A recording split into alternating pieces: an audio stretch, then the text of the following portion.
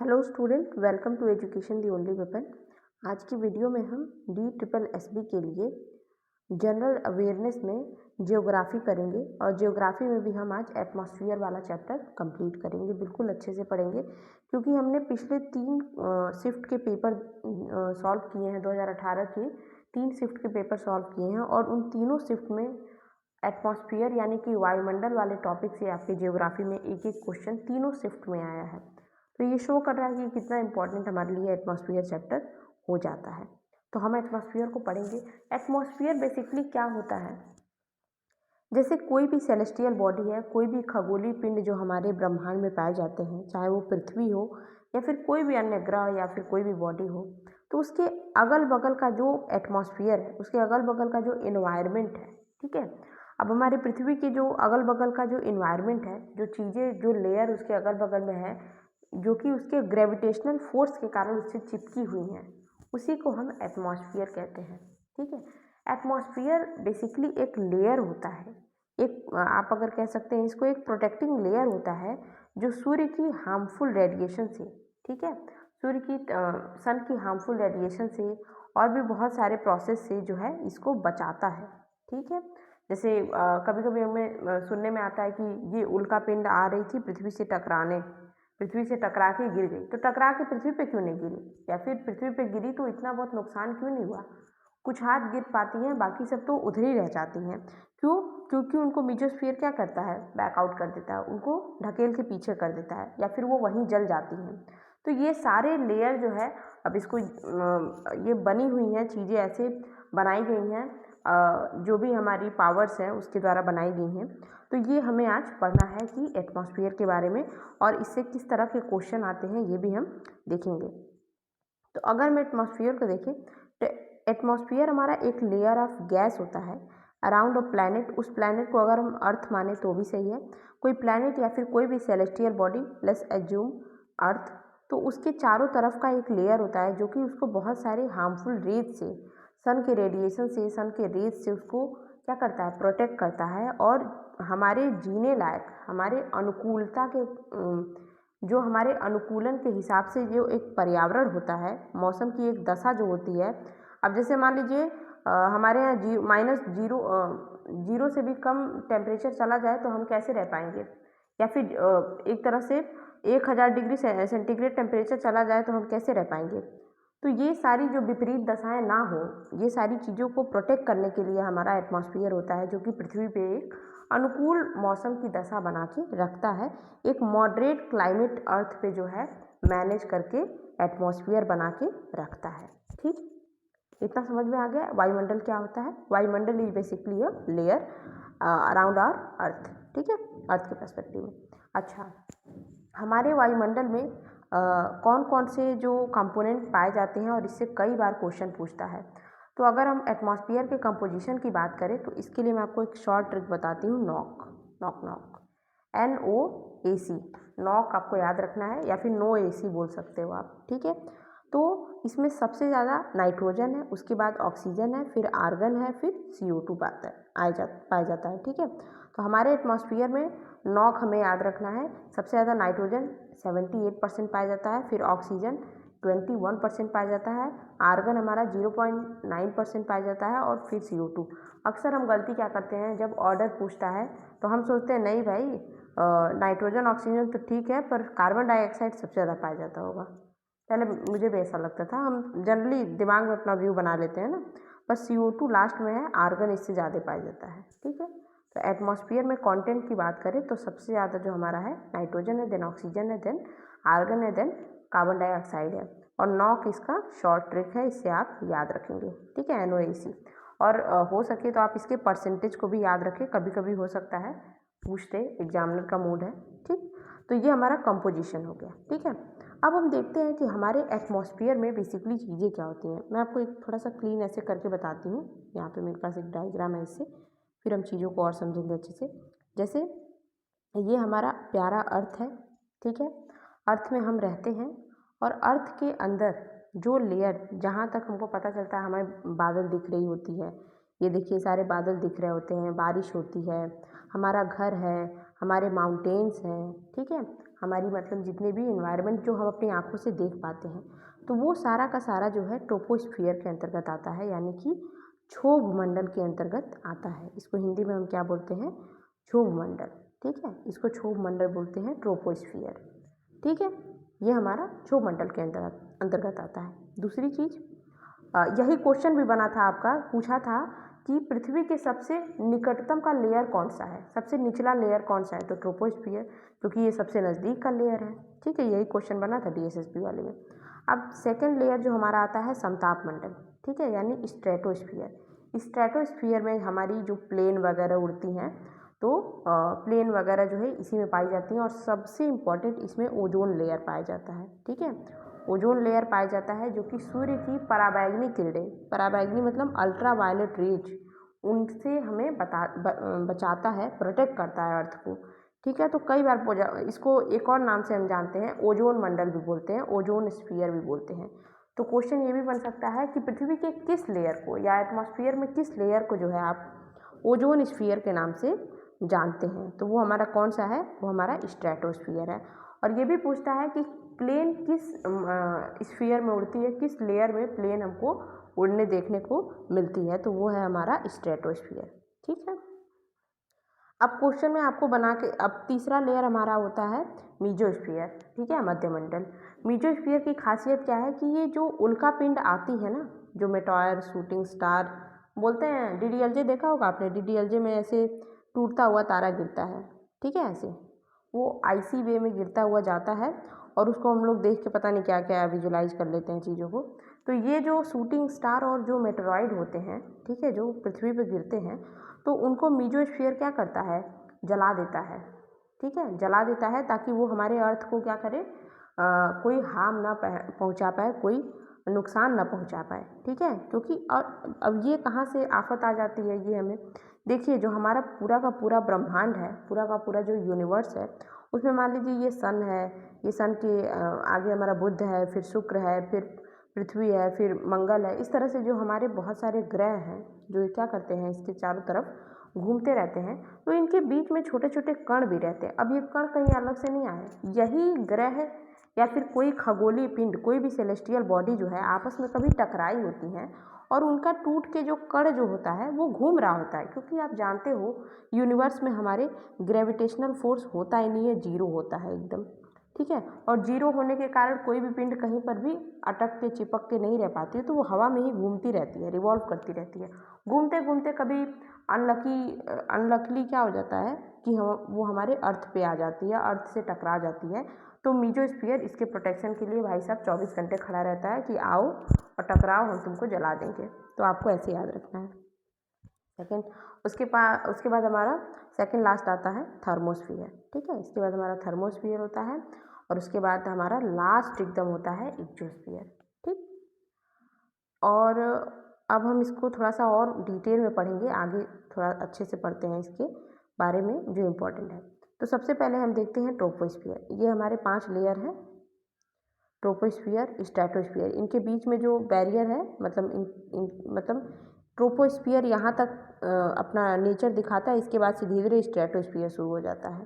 ठीक है, जैसे कि ये ट्रोपोस्फियर है, ये ट्रोपोपॉज है, और ये स्ट्रेटोस्फियर है। तो ट्रोपोस्फियर यहाँ तक एकदम हावी रहता है, इसके बाद धीरे धीरे स्ट्रेटोस्फियर शुरू होता है। अब स्ट्रेटोस्फियर स्ट्रेटोपॉज तक जाता है, यहाँ तक हावी रहता है, धीरे धीरे यहाँ से मीजोस्फियर स्टार्ट होता है। ठीक है, तो पॉज पे जाके धीरे धीरे मतलब वहाँ पे इनका मैक्सिमम रहता है, उसके बाद वो घटने लगता है, इनका जो नेचर होता है। ठीक है, तो ट्रोपोस्फियर यानी कि हमारा क्षोभ मंडल। सबसे पहले तो ये जो लेयर है ना, कभी कभी इसी का क्रम पूछ देता है कि कौन ऊपर कौन नीचे है, तो सही से ही बताइए। तो इसके लिए मेरे पास आपके पास एक ट्रिक है, मेरे पास आपके लिए एक ट्रिक है। बेसिकली बिल्लू को तो आप जानते ही हैं, हमारा मास्टर है बिल्लू, तो बिल्लू पे ही हम सारे ट्रिक खेलते हैं और इससे ही हम समझते हैं। तो बिल्लू क्या किया है, मेरे पास एक टॉमी था, मैंने एक कुत्ता पाला, टॉमी नाम रखा उसको, और बिल्लू उसको चुरा के लेके भाग गया। और मैंने जब बिल्लू को टॉमी के साथ पकड़ लिया, तो मैंने बोला कि तेरे साथ मेरा टॉमी एक्सपोज। ठीक है, तेरे साथ मेरा टॉमी एक्सपोज। तो तेरे से मतलब है ट्रोपोस्फियर, साथ से मतलब है स्ट्रेटोस्फियर, मेरा से मतलब है मीजोस्फियर, टॉमी से मतलब है थर्मोस्फियर, एक्सपोज मतलब एक्जोस्फियर। अगर आपकी अपनी कोई निमोनिक्स है तो दैट्स वेरी गुड, और अगर नहीं है तो आप इसको भी याद कर सकते हैं। क्वाइट फनी बट आपको याद रहेगी, ईजी सा है। तेरे साथ मेरा टॉमी एक्सपोज, किसके साथ? बिल्लू के साथ, ठीक है। तो तेरे साथ मेरा टॉमी एक्सपोज याद रखना है, ठीक है। इससे हमको लेयरिंग याद रहेगी कि किसके बाद कौन सा है, ठीक। कभी कभी इसी का क्रम पूछ देता है। तो अब हम क्षोभ मंडल के बारे में थोड़ा पढ़ते हैं। तो पृथ्वी का सबसे नज़दीकी लेयर होता है, और ये हमारा जो हम ऊंचाई कैसे मापते हैं किसी भी चीज़ की, तो हम समुद्र स्तर को देखते हैं। तो सी लेवल से ट्रोपोस्फियर हमारा, क्योंकि पृथ्वी ऐसी है तो ट्रोपोस्फियर भी इसी तरह से होगा। तो ये टॉप पे यानी कि यहाँ पे जो है इसकी ऊंचाई 18 किलोमीटर तक जाती है, पर इधर जो ध्रुव है यहाँ पे जो है, ठीक है, ये इस तरह से है ना। तो ध्रुव पे जैसे पृथ्वी थोड़ी चपटी है, तो ध्रुव पे क्या होता है, ये 8 से 10 किलोमीटर की लेंथ तक जाती है। और जो भूमध्य रेखा पे यानी इक्वेटर पे जो है, पृथ्वी के इक्वेटर पे ये 18 किलोमीटर लेयर तक फैली हुई है हमारी ट्रोपोस्फियर। ट्रोपोस्फियर में खासियत क्या है कि जैसे हम ऊपर जाते हैं तो हमारा टेम्परेचर और प्रेशर क्या होता है, घटने लगता है, और ऊपर की जो जलवायु है वो बहुत ठंडी हो जाती है। इसीलिए हम बोलते हैं कि ट्रोपोस्फियर का जो बेस होता है, जो नीचे वाला पार्ट होता है, वो तो बहुत गर्म होता है, क्योंकि वहाँ पे सूर्य की प्रकाश होती है और वहाँ टेम्परेचर भी ठीक ठाक रहता है। जैसे हम ऊपर जाते हैं तो वो टेम्परेचर घटने लगता है, इसलिए वहाँ का इन्वायरमेंट कैसा हो जाता है, ठंडा हो जाता है। और ख़ास बात कि जितनी भी मौसमी घटनाएं हैं, यानी कि आंधी, तूफान, बारिश, ओले पड़ना, जितना भी ये कुछ होता है, ये सारी चीज़ें, सारी मौसमी घटनाएं जो हैं क्षोभ मंडल में ही होता है, यानी ट्रोपोस्फियर में ही होता है, ठीक है। इतना याद रहेगा। और पूरे एटमॉस्फेयर का लगभग 80% इसी में ही होता है, ट्रोपोस्फियर में ही होता है, क्योंकि पृथ्वी का सबसे नज़दीकी स्तर है, तो ऑब्वियस सी बात है इसी में होगा, ठीक है। अगला हम देखते हैं समताप मंडल को, यानी कि स्ट्रेटोस्फियर को। स्ट्रेटोस्फियर को हमने एक और नाम दिया है जो कि है ओजोनोस्फियर, मतलब ओजोन मंडल भी हम इसको बोलते हैं। अब अगर हम ग्राउंड लेवल से बात करें तो पृथ्वी के ग्राउंड लेवल से ये पूरा, मतलब सी लेवल से बात करें तो ये हमारा 50 किलोमीटर तक ऊंचाई तक फैला है हमारा समताप मंडल। और अगर हम ट्रोपोस्फियर से बात करें तो 18 किलोमीटर माइनस कर दीजिए, तब से वहाँ से लेके 50 तक ये हमारा समताप मंडल फैला हुआ है, ठीक है। इसको ओजोन लेयर इसमें पाया जाता है। ओजोन लेयर क्या करता है भाई, ओजोन लेयर हमें यूवी रेस से बचाता है, सन के यूवी रेस से हमें ये प्रोटेक्ट करता है। और इसमें खास बात क्या होती है कि यहीं पे हमारा प्लेन वगैरह उड़ता है। यहीं पे पूछा जाता है कि रॉकेट या प्लेन कहाँ उड़ाई जाती है, तो बारिश, कभी कभी ऐसे पूछता है बारिश हो रही है उसमें भी कैसे प्लेन उड़ रही होती है, क्योंकि वो समताप मंडल में उड़ रही होती है। और हम जानते हैं बहुत अच्छे से कि जितनी भी ये बारिश वगैरह ये सारी चीज़ें वो तो क्षोभ मंडल में होती हैं, तो समताप मंडल में तो बारिश का कोई मतलब नहीं है। इसलिए समताप मंडल में ईजिली जो है चीज़ें प्लेन वगैरह आराम से अपना जा सकती हैं। अब हम थर्ड लेयर देखते हैं, मध्य मंडल, मीजोस्फियर, ठीक है। तो अगर ग्राउंड लेवल से देखें, मतलब एकदम समुद्र स्तर से, तो ये हमारा 85 किलोमीटर ऊपर से जाता है, मतलब 85 किलोमीटर तक फैला हुआ है। और अगर हम स्ट्रेटोस्फियर से देखेंगे तो 50 से 85 किलोमीटर के बीच में हमारा मध्य मंडल मीजोस्फियर होता है। मीजोस्फियर में कुछ खासियत है, खासियत ये है, अभी मैंने आपको बताया कि मेट्रॉइड और जितने भी शूटिंग स्टार वगैरह जब इसके ऊपर आते हैं तो ये उनको जला देता है, ताकि ये हमारी पृथ्वी को क्या करे, कोई भी जो है खतरा ना पहुंचा पाए, कोई भी जो है उसमें हानि ना पहुंचा पाए, पृथ्वी को किसी तरह से हार्मनेस ना हो।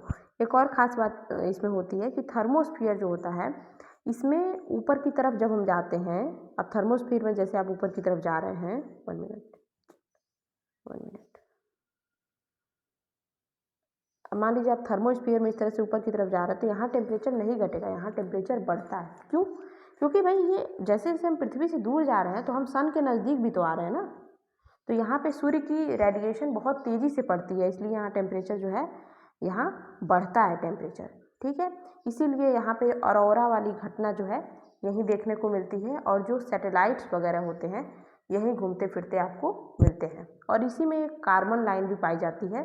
तो इतने डिटेल में हमें नहीं जाना है, क्योंकि हमें बहुत, मतलब इतना ज़्यादा नहीं पूछता है, ठीक है। तो एक बेसिक लेवल तक जानकारी रखनी है, ठीक है। थर्मोस्फियर में ही हमारा जो है ऑरोरा और सैटेलाइट देखने को मिलता है, और कार्बन लाइन भी इसी में पाई जाती है। और चूँकि देखिए एक रेडिएशन यहाँ पे बढ़ जाती है इतनी ज़्यादा, तो ये रेडियो वेव को भी परावर्तित कर देते हैं। कई बार पूछता है कितनी भी न्यूक्लियर रेडिएशन आती हैं या फिर रेडियो वेव अगर पृथ्वी पे आते हैं, ठीक है, तो कौन उसको जो है क्या करता है, परावर्तित कर देता है, कौन उसको रिफ्लेक्ट कर देता है, कौन उसको वेंट बैक कर देता है, तो वो हमारा थर्मोस्फियर होता है। ठीक है, एक और ख़ास बात अभी मैं बाद में बताऊँगी। ठीक है, तो इसके बाद थर्मोस्फियर के बाद हमारा आता है इग्जोस्फियर। इग्जोस्फियर इज लास्ट, ठीक है, पृथ्वी का लास्ट लेयर होता है, प्रोटेक्टिंग लेयर। ये हमारे अर्थ के ये हमारे सन के हानिकारक किरणों से पृथ्वी को बचाता है। पृथ्वी के जितने भी बाकी 4 लेयर हैं और अंदर का पृथ्वी उसको पूरा प्रोटेक्ट करता है, क्योंकि ये सबसे आउटर लेयर है। और इसमें कौन कौन से इम्पॉर्टेंट अगर हम गैसेस देखें तो नाइट्रोजन होता है, ऑक्सीजन होता है, हीलियम होता है और हाइड्रोजन होता है। ठीक है, तो ये चारों आप याद रखेंगे, कभी कभी पूछ सकता है एग्जोस्फीयर में कौन कौन से कंपोनेंट सबसे ज़्यादा होते हैं। ठीक है, और जो हमारे कृत्रिम उपग्रह होते हैं ना, जो हम भेजते हैं तमाम बहुत सारे सैटेलाइट्स के थ्रू, सैटेलाइट्स हम भेजते हैं, ठीक है, तो ये सारे के सारे सैटेलाइट्स जो हैं कृत्रिम उपग्रह, मैन मेड जितने भी सैटेलाइट हैं वो सब इग्जोस्फीयर में ही जाके सेटल किया जाता है, इसी में भेजा जाता है।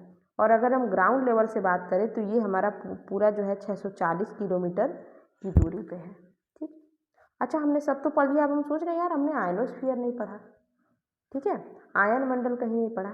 तो आयनोस्फीयर कुछ अलग से नहीं होता है, बल्कि जो हमारा मीजोस्फीयर का कुछ पार्ट, थर्मोस्फीयर का कुछ पार्ट और इग्जोस्फीयर का कुछ पार्ट, ये जो इतना इतना लेयर जो है बीच का कहीं से, यही एक्चुअली आयनोस्फीयर की तरह काम करता है। ठीक है, आयनोस्फीयर की तरह आयनोस्फीयर क्यों बन जाता है ये, क्योंकि यहाँ पे सूर्य की लाइट इतनी तेज पड़ती है कि एक एक जो कण होते हैं ना वो अलग अलग हो जाते हैं और बहुत चार्ज्ड हो जाते हैं। चार्ज होने के कारण जो अगर बाहर से कोई रेडिएशन आती है तो उसको वेंट बैक कर देते हैं, उसको भगा देते हैं, बिल्कुल परावर्तित कर देते हैं। और ये एक शील्ड की तरह काम करने लगता है, एक आयन मंडल की तरह काम करने लगता है, आयनोस्फीयर की तरह काम करने लगता है, because it has charged particles.